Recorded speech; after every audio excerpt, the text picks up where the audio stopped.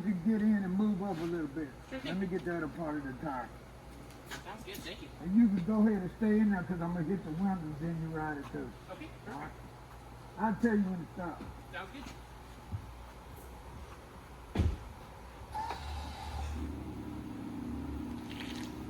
Give me more. That's good right there. That way I can get the other part of the rim that was sitting at the bottom.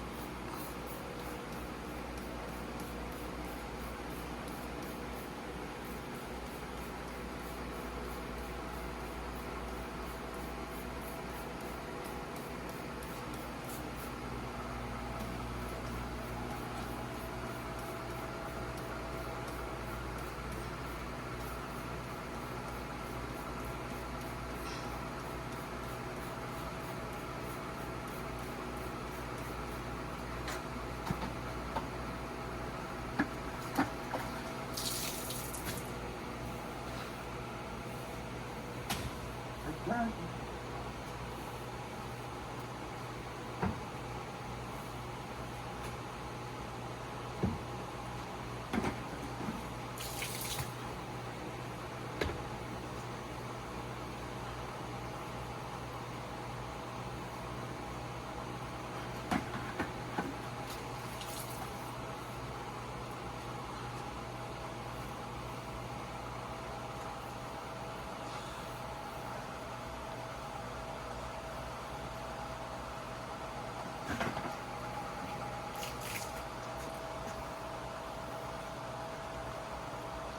You got a big ass bird dropping spot here. I'm gonna try to bump it out the water.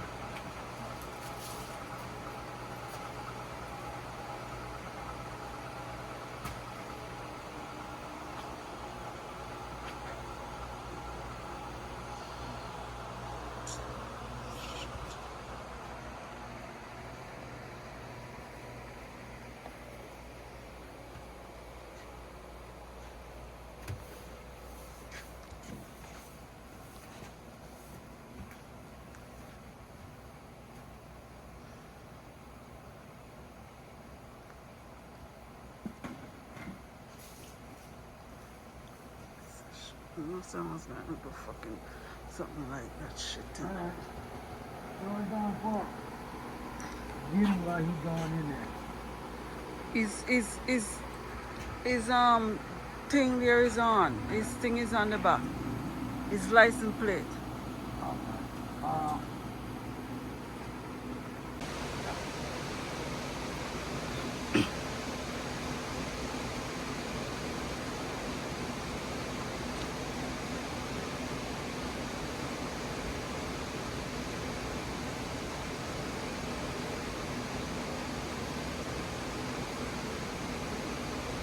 Since I ran this car to the car wash, even though I acid the wheels all the way around, it's still, the car wash don't do like the pressure wash. So the pressure wash would have got all this out.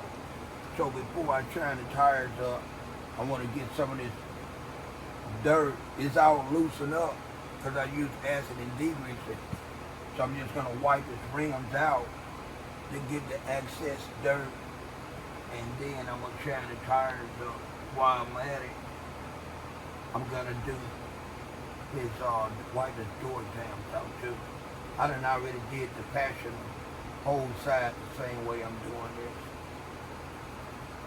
I wasn't gonna make it a real, but as I got to thinking about it, that's a good way to do it. Got this part clean.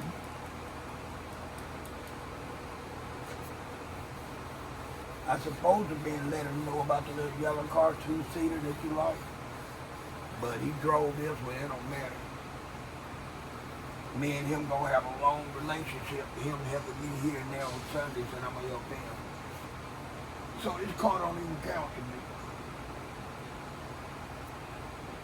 We gotta run a tab, him and me. And I take care of his car as much as I can on Sundays. And he do what he do to help me. All right, come on forward.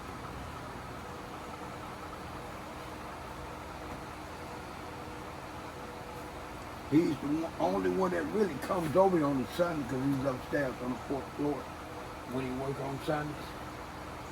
The other guys work over there with sales, so they don't always come over here. We work over here like I do. We just work on the 4th and I work on the 2nd.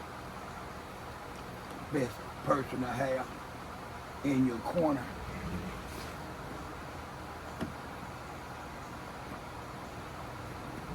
Alright, close that door. Later I'm gonna come back and do some bumping. Right here, you got that real bad bird spot. I'm gonna come back later on the day and work on that spot with the high-speed bumper and see how much of that I can take out for. We're gonna add that to the reel too. Car is new. One of the newer i4s. I don't know where all this stuff came from. Maybe when I get around to bumping this whole car, I can make that look better and remove that touch-up paint.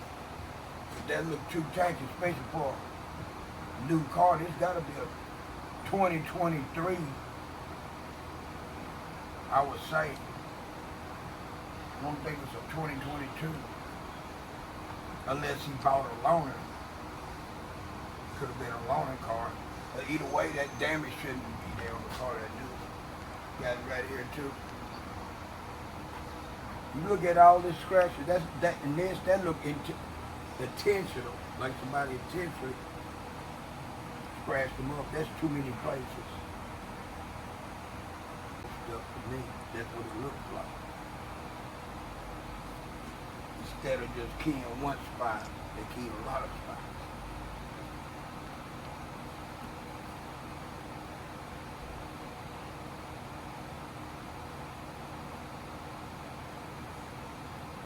I like this blue. This dark blue is like black and all the other dark colors. You gotta maintain it. Or it be like all the other dark colors. Bad. Swirled all up. Swirls will start looking like scratches. Especially if you running it through the car wash all the time. It's more convenient for the guys that work here to run it through the car wash than actually wash it manually. Some of them can't wash your car good. So you might well run it through the car wash if you ain't got no washing or car ability. That's one of the reasons why I didn't do car washing when I had my EJ's detail shop. A person look for a watchdog to be flawless. I don't have enough confidence in a flawless watchdog. I just know if you let me buff that car, it don't matter if the watchdog flawless. By the time I get through buffing it, it gonna look so shiny you ain't gonna never use it. What I'm gonna do is since this bird thing it's real heavy, I'm positive the DA wasn't gonna get it out, and I think I know for the best results, it's best for me to use a high speed to buff on this bird stain right here for better results.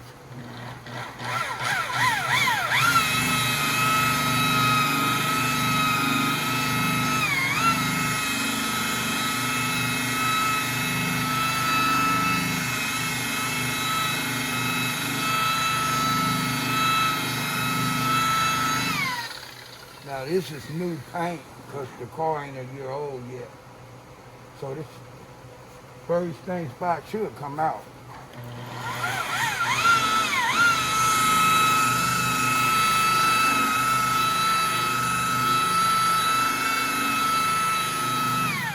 better yet, it got a better chance coming out than a car that got older paint.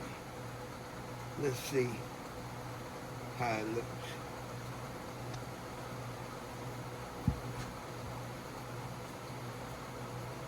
Okay, to keep me from having to double work, I'm gonna go up here and work on this other area, and then I'm gonna come back with my foam pad and use a DA to go back over this spot and give it here on this long scratch and scuff mark.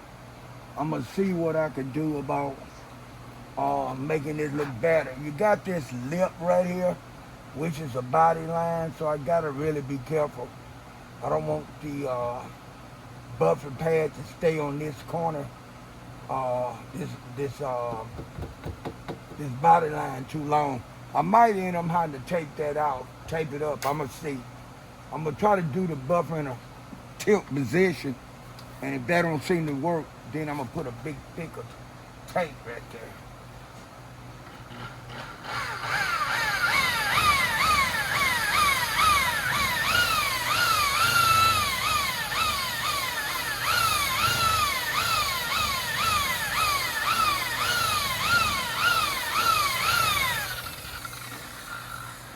Wipe it to see how it looks. This get up like this. It's a very, very low scratch on a body line.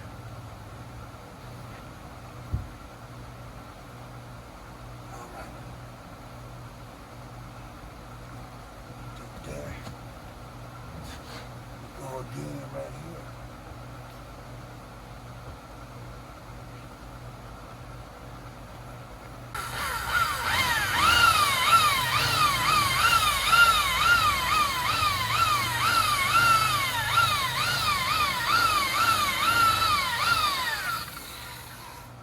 This is not a good angle to be in, especially if you're not staying alert.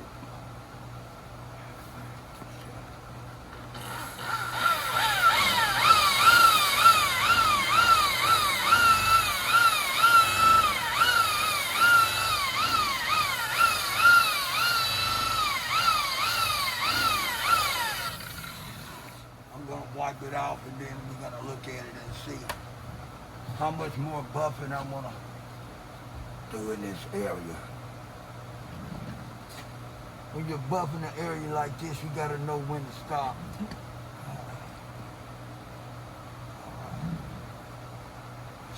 It look like it gone. Huh? It look like it gone. Yeah, I got a little spot right here. Then I'm gonna hit up here. It look a whole lot better. I'm not gonna force the issue, but I am gonna work right here. I can't really get on it like I want to because it sits right below the body line on the car. I could take the body line up real heavy to get this part of the pad that's down here something to rest on, but I'm just gonna instead I just be careful and don't get down on it like that.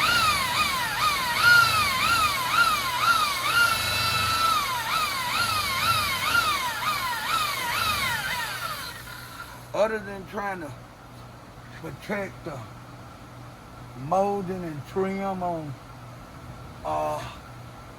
customer cars, I wouldn't really have to take cars up, but I feel more secure in the buffing just in case something happened and I drift off, or I'm to make where I'm at and how the cream is gonna sling.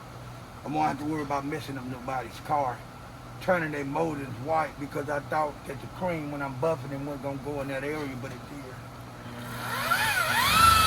It's kind of a safe, be safe and sorry thing. It's why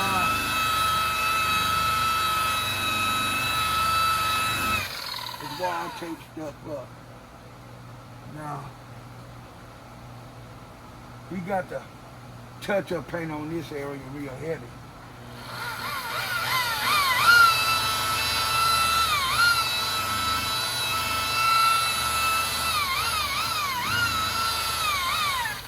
could have used some lacquer to remove his touch-up paint, but I'm not gonna do that because I don't know how much of the scratch I'm gonna be able to get out, and I don't want him to have to retouch it up because I didn't get enough out, and you can see the scratch.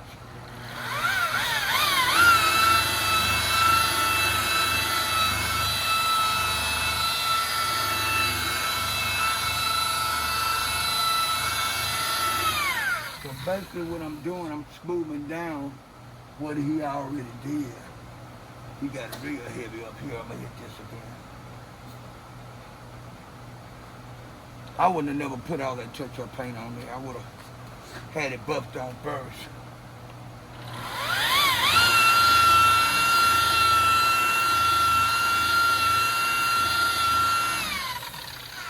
I'm gonna dust it, I make it worse. Because I can see the scratch there, right here too. So what I'm gonna end up doing, I'm gonna end up glazing this whole door probably to blend it in. Then hit it with some ceramic paste wax.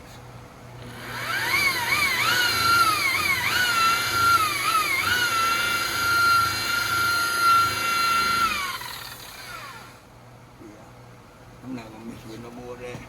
I'm gonna get ready to switch pads and we're gonna go to the next step. Clean this out.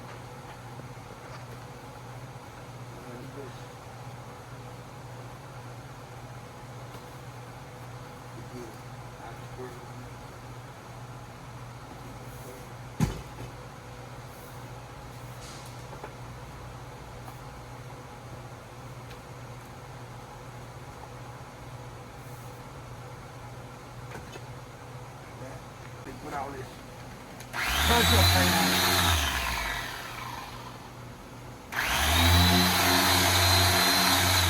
And it's like the customer go in panic mode and they just want to try to make it look better.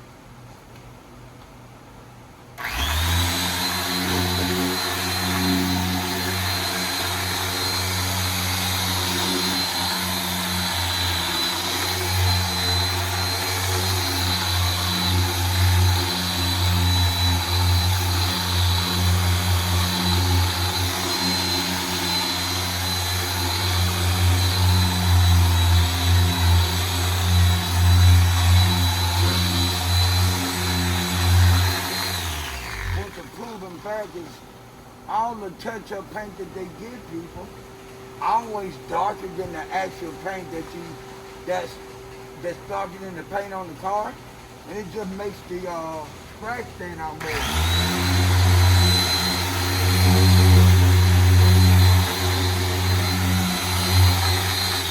They spend money on touch-up paint to try to hide the scratch, and the touch-up paint that they apply makes it stand out.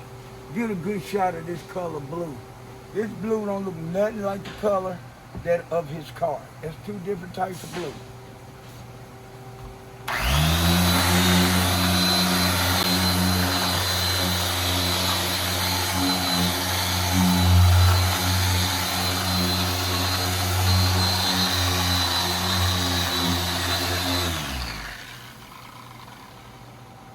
Once I take this off, I'm gonna put some ceramic paste wax on it.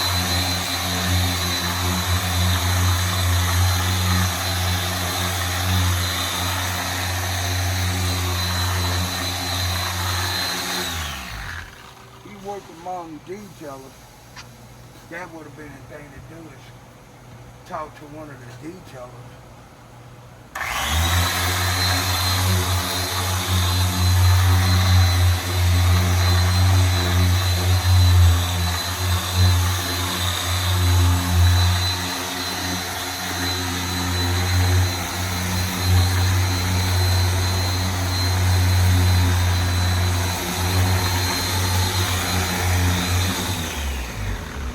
A lot of times, customers buy touch-up paint in their mind. The touch-up paint is going to be the same color of their car, and the touch-up paint is going to make it look so much better. And a lot of the customers that came here got touch-up paint put in on the car and on the scratches, they didn't like the way it looked when they actually take it off. And I don't blame them.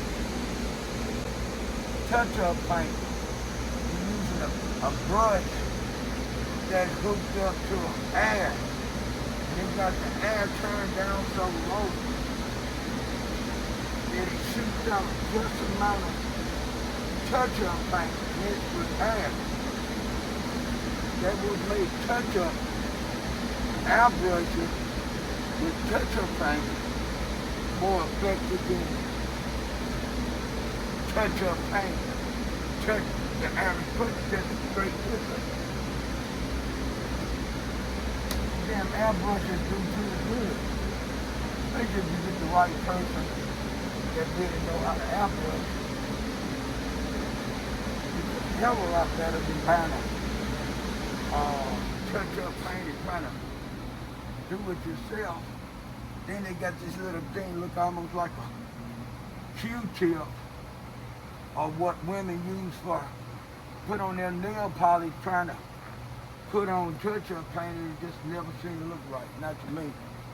I've had a lot of customers ask me to take it off after they paid us to put it on. They say, I don't like it, take it off. I don't blame you, I wouldn't like it neither. Okay, I got one other area that I buff first. And I'm gonna glaze that. Then I'm gonna go get the ceramic wax, paste wax.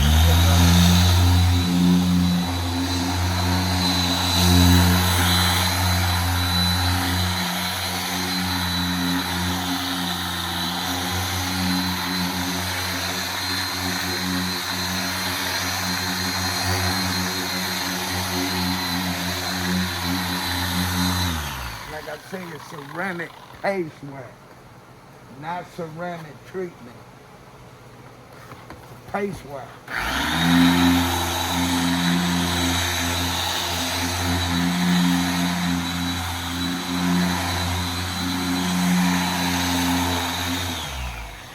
My experience with a ceramic paste wax is it shines and enhances the paint better than carnauba wax, which at one time, carnauba paste wax was the best wax you could get to put on your car.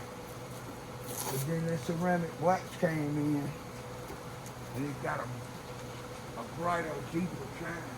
At least to me it does.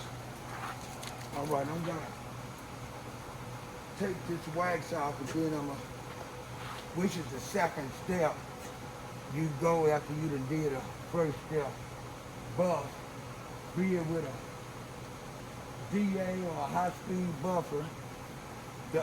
The difference between the DA and a high-speed buffer, the DA don't have as much torque as the high-speed buffer has, and you have to use an entirely different cutting pad right along with finishing pad. And when you're using a high speed, you gotta use at least a 17-inch wool cutting pad. And when you get ready to do a glaze to give a mirror shine, you need a 17-inch glaze pad. Some called finishing pad.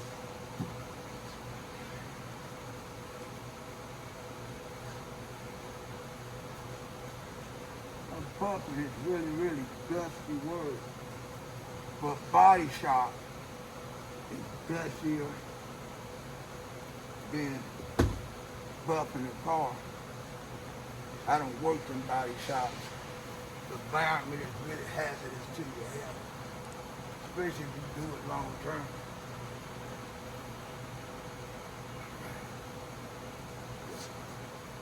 Clean this up and then I'm gonna go over it with the ceramic paste wax, and then I'm gonna be through after I take the ceramic paste wax off.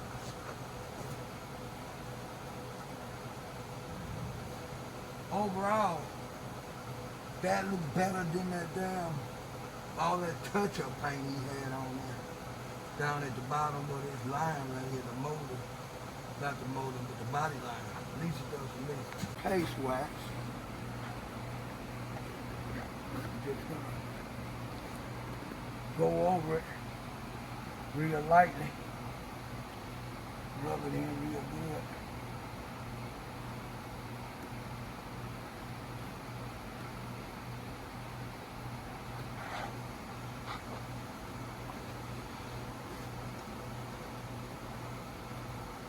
They got so many buffing steps that they add to exterior buffing, special since they went from exterior buff job word to cut and buff. Now it's paint correction, which is our next step over cut and buff. Well, with your paint correction can have you buffing over the car twice. Once with a wool pad doing the initial correction, paint correction, then a second paint correction pad, then a glaze. If you can't get around not doing the glaze, if you did a paint correction or cut and buff or exterior buff on a dark car, you're gonna have to use some form of glaze. So then you go with the glaze, be it DA finishing pad or high-speed finish pad. The paint correction in most cases had a buffer, well not the buffer, but the detailer gonna fourth step way which he might use some type of carnauba wax or ceramic paste wax for a base coat. So it's like it added a fourth step, the paint correction did. And that's only for the customer that's willing to spend that extra money for that extra protection. Then you gotta know who's actually performing the protection package for you. Because if the right person, if the wrong person is doing it, you might not get everything you pay for. A lot of times people say certain protection package didn't work for them, and they always think it's the product. Well, some cases it's not the product, it's the people that applied the product. You know, if they're getting paid by doing protection packages, and as soon as they get finished, they could do another one, and they at a high-end place that sells a whole lot of paint protection packages, there's a good possibility that person might not do everything they're supposed to do. Then now the customer got this warranty and they want the manufacturer or the product to cover their warranty issues, when sometimes it ain't even the product, it's the person that applied it. It's almost like a double-edged sword, because you're forcing people to go fast to make money. So to go fast, some people got to cut services out. Services that's supposed to be a part of the deal don't get done because they're trying to go fast to make the money. So technically, you'd be better off if you got less service, but then if you still get that same detailer that don't have no integrity, and he's doing it all for the money, you're still gonna get the same kind of work. And you never know what you're gonna get. Some of these detailers might as well be salesmen. They can sell their service real good. But are you gonna actually get what they say you're gonna get? That's a different situation. That's why I won't get into doing ceramic coating with warranties. I don't want the headache. because I'm willing to apply this product the way that the product says need to be applied. But that don't mean it won't be issues. I'd have ran into those kind of issues. I have used products on cars the way the product say use it. A lot of times it'll be on the packaging or the bottles. It might say, do not use in direct sunlight. It might say, do not use in temperature higher than 70 degrees. It might say a whole lot of different things. I've used product where I did it just like they said, and it didn't work. And I was like, wow, I did just the way they recommend me to do it, and it's not doing what they said. Some of the product, the detailing product, after I tried their way, it didn't work. I said, well, their product didn't work the way they told me. Let me try it my way. Sometimes my way works.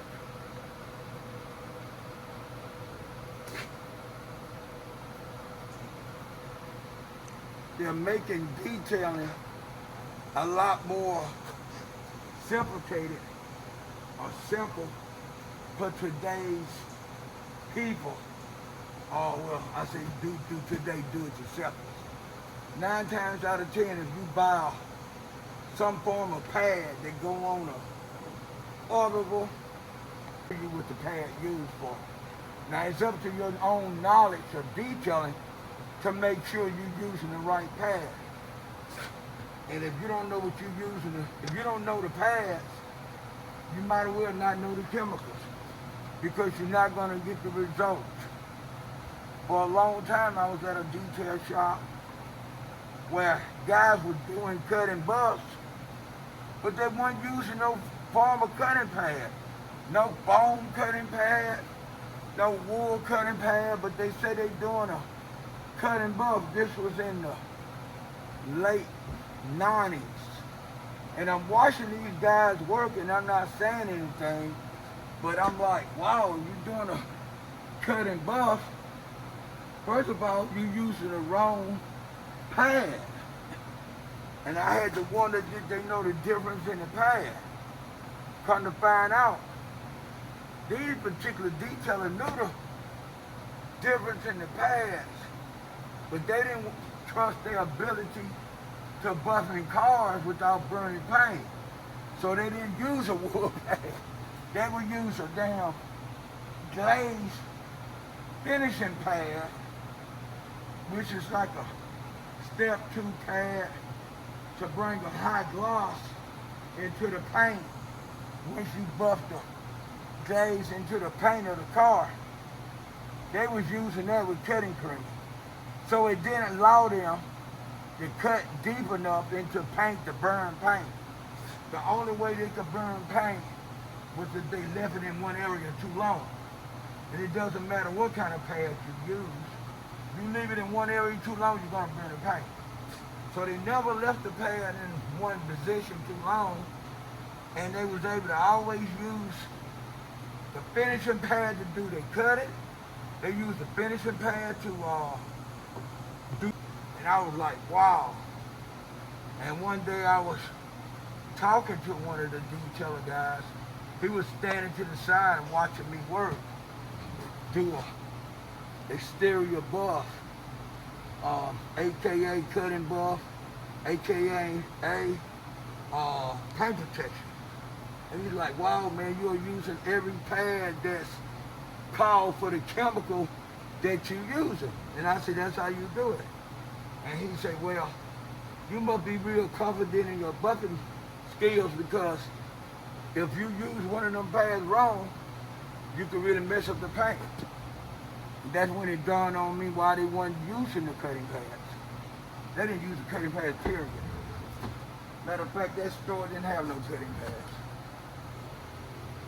They just had all glazing pads. Can't mess up no paint if you're not cutting into it. Like I said, unless you stay in one area too long. All right.